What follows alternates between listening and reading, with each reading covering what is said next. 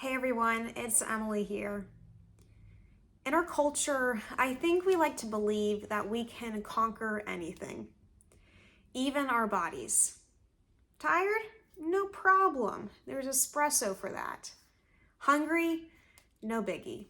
Tons of people skip meals. Back hurting? Just fight through with some Advil and sheer determination.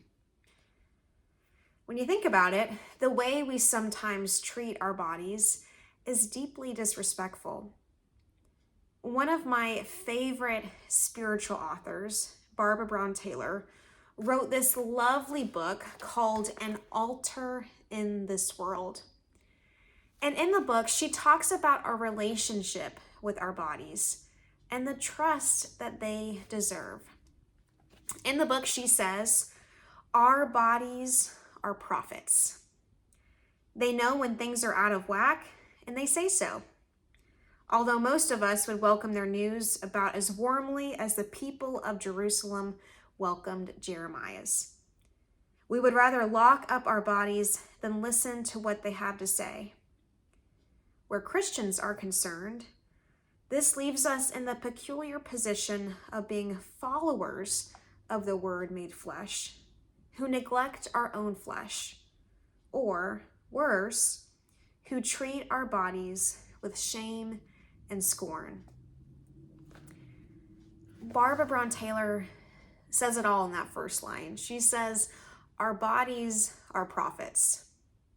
She's making the argument that they speak truth and are in somehow communication with God. And I believe she's onto something. I do think that being in touch with our bodies can help us become better in touch with God.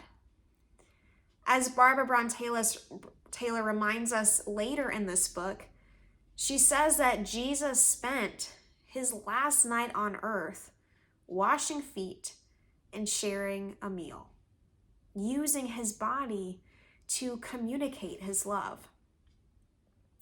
Listening and trusting to our body's cues can be hard sometimes. And I think it's hard because it requires us to really reckon with our own humanity. We are dependent creatures in need of rest and nourishment and relationships and so much more.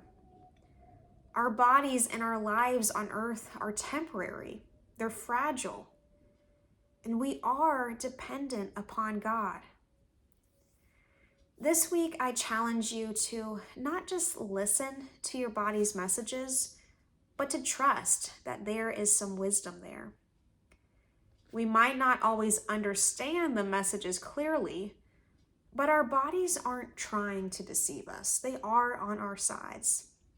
So maybe this week, make it an experiment of trust. If you're tired and you have the capacity, try sleeping. If you're hungry, have something to eat. If you find yourself desiring a hug, reach out to a friend and ask for one. With time and care, we can begin to build up our trust for our bodies once again. I'll see you next week.